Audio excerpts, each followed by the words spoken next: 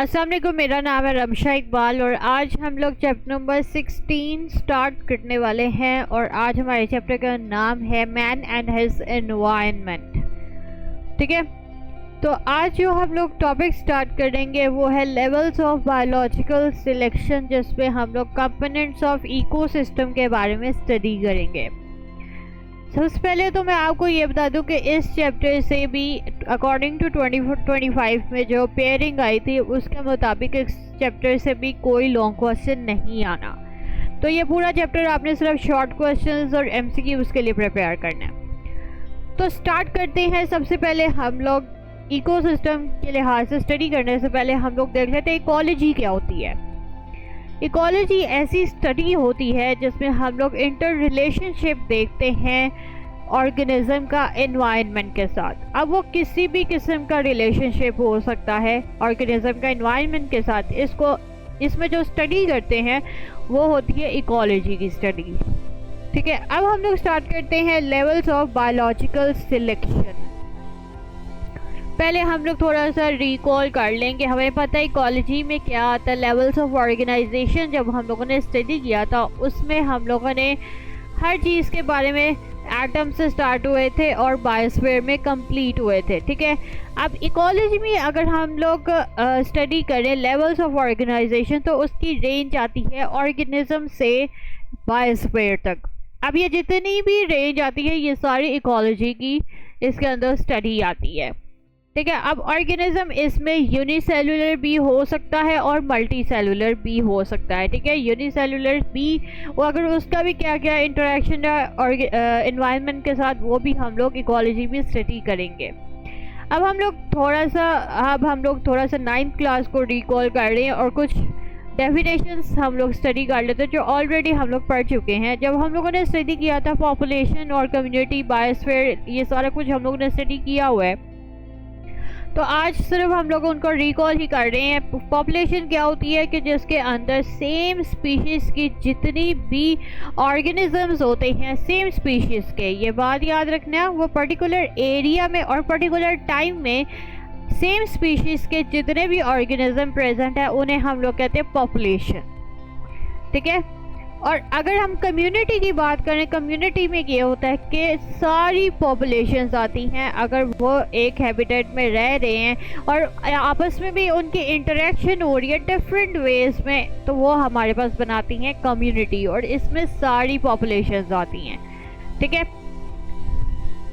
अब ऐसा नहीं होता कि अगर कोई ऑर्गेनिज्म है वो इस दुनिया में रह रहा है और ऐसा नहीं हो सकता कि वो आइसोलेटेड फॉर्म में ही रह ले। मतलब ये कि उसका कोई इंटरेक्शन ना हो किसी नॉन लिविंग पार्ट के साथ भी।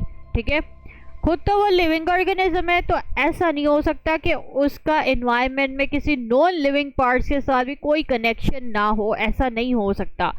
तो इसी वजह से ये जो बायोटिक और एबायोटिक कंपोनेंट्स आते हैं एनवायरनमेंट में, ये जब इंटरेक्ट होते हैं तो एक सिस्टम बनाते हैं जिसे हम लोग इकोसिस्टम कहते हैं, जिसके अंदर क्या होता है कि हमारे पास बायोटिक और एबायोटिक कंपोनेंट्स की इंटरेक्शंस होती हैं। ठीक है, बायोटिक में हमारे पास और एबायोटिक क्या होती है ये हम लोग नीचे डिटेल में स्टडी करते हैं, इनकी डेफिनेशंस देखते हैं। अच्छा, अब इकोसिस्टम में हमारे पास नेचुरल और कुछ केसेस में हम लोग आर्टिफिशियल इकोसिस्टम भी बना सकते हैं। जैसे कि एग्जांपल आती है नेचुरल इकोसिस्टम में पॉन्ड्स हैं, लेक्स हैं, फॉरेस्ट हैं। ठीक है, और आर्टिफिशियल इकोसिस्टम में हम जो बना सकते हैं खुद वो है एक्वेरियम जो हम बनाते हैं, तो ये हमारे पास आर्टिफिशियल इकोसिस्टम भी है। अब बायोस्फीयर की बात करें, बायोस्फीयर क्या होता है कि जिसके अंदर सारे इकोसिस्टम्स आते हैं, उन्होंने क्या बनाना होता है, बायोस्फीयर बनाना होता है। पहले हम लोगों ने स्टडी किया पॉपुलेशन क्या होती है। पॉपुलेशन के बाद हमने देखा कि सारी पॉपुलेशंस कम्युनिटी बनाती हैं। कम्युनिटी के बाद हमने देखा कि इंटरेक्शंस होती है बायोटिक और एबायोटिक कंपोनेंट्स की, तो वो इकोसिस्टम बनाती है। और इकोसिस्टम्स जितने भी हैं इस दुनिया में वो बायोस्फीयर होता है पूरा टोटल, यानी कि इसके अंदर जितने भी बायोस्फीयर में क्या है, जितने भी ऑर्गेनिजम्स अर्थ के अंदर प्रेजेंट और जितने भी अर्थ के रीजन्स हैं, ठीक है, पूरी अर्थ में जितने भी रीजन्स हैं जहाँ पे भी वो रह रहे हैं, ये इसे हम कहते हैं बायोस्फीयर है।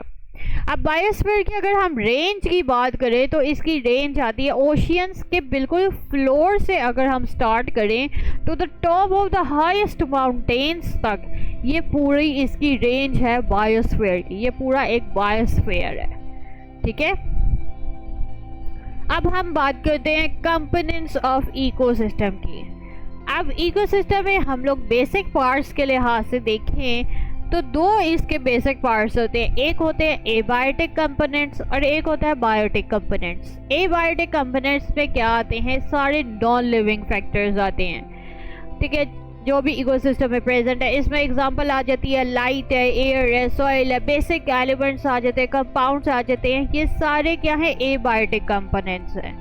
अगर हम लोग बायोटिक कंपोनेंट्स की बात करें तो इसके अंदर सारे लिविंग पार्ट्स आते हैं जो भी इकोसिस्टम में प्रेजेंट होते हैं, यानी कि लिविंग पार्ट्स में ऑर्गेनिजम्स आते हैं। तो एबायोटिक में हम लोगों ने देखा कि सारे नॉन लिविंग फैक्टर्स आते हैं, और बायोटिक में क्या है, लिविंग जो हमारे पास ऑर्गेनिजम्स आते हैं वो सारे बायोटिक कंपोनेंट्स में आते हैं। इसको हम लोग फर्दर क्लासिफाई करते हैं as producers, consumers and decomposers.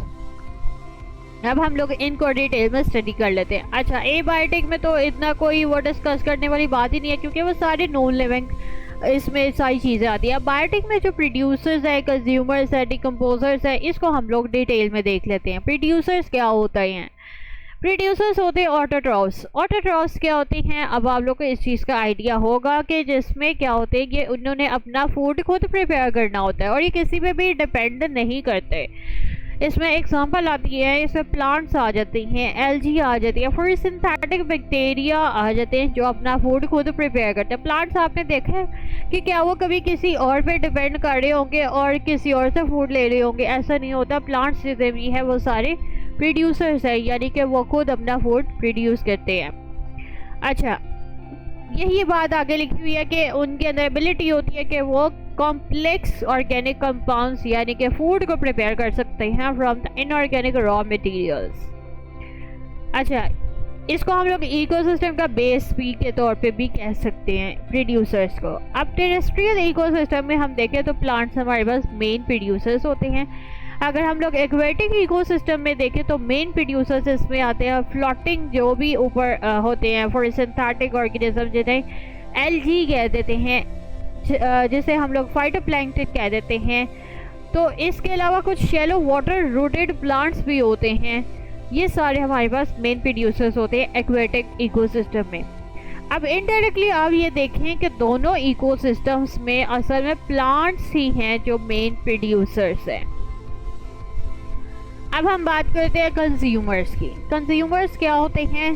Producer. देखिए, आप नाम से ही जो है वो थोड़ा सा अंदाज़ा लगा लिया करें कि प्रोड्यूसर्स में क्या है, वो खुद प्रोड्यूस कर रहे हैं। कंज्यूमर्स क्या है, जो कंज्यूम कर रहे हैं दूसरों से। तो कंज्यूमर्स क्या होते हैं? हेटेरोट्रॉफ्स होते हैं जो कि अपना फूड खुद प्रिपेयर नहीं कर सकते और वो डिपेंड करते हैं ऑन टू द प्रोड्यूसर्स, ठीक है। इसमें कौन कौन से एग्जाम्पल्स आती है? इसमें आती हैं एनिमल्स, फंजाई, प्रोटोजोन्स और बहुत ज़्यादा बैक्टीरिया। अब एनिमल्स हमारे पास मेन जो है वो कंज्यूमर्स हैं।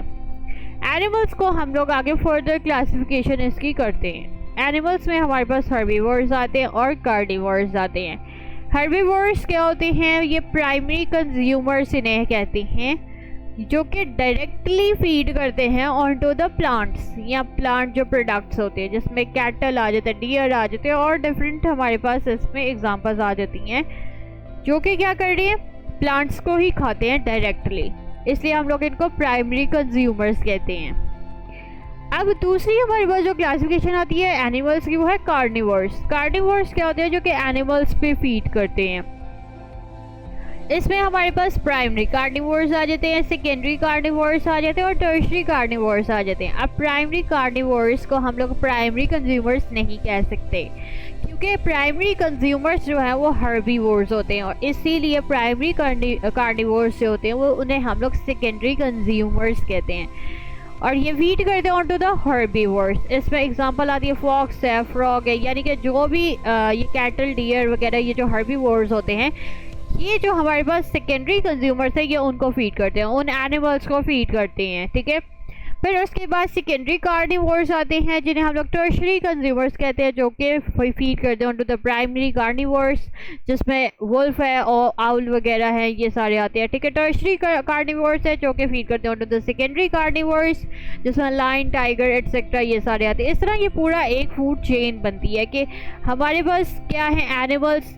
सबसे पहले अगर हम टर्शरी कार्निवोर्स की बात करें वो सेकेंडरी कार्निवोर्स को खाते हैं, सेकेंडरी कार्निवोर्स की बात करें वो प्राइमरी कार्निवोर्स को खाते हैं, प्राइमरी कार्निवोर्स की बात करें तो वो हर्बीवोर्स को खाते हैं। इस तरह से एक पूरी चेन बनती है। और प्राइमरी जो कार्निवोर्स होते हैं वो क्या करते हैं, आगे प्रोड्यूसर्स को खाते हैं। अच्छा, अब आगे हमारे पास आते हैं डीकम्पोजर्स। डीकम्पोजर्स से पता लग रहा है कि इन्होंने कुछ डीकम्पोज करना है। इसने क्या करना होता है, ब्रेक डाउन करनी होती है जो भी डेड मैटर होता है एनिमल्स का या प्लांट्स का, जो भी डेड मैटर होता है, ठीक है, यानी कि जो भी रिमेन्स होती हैं एनिमल्स या प्लांट्स की।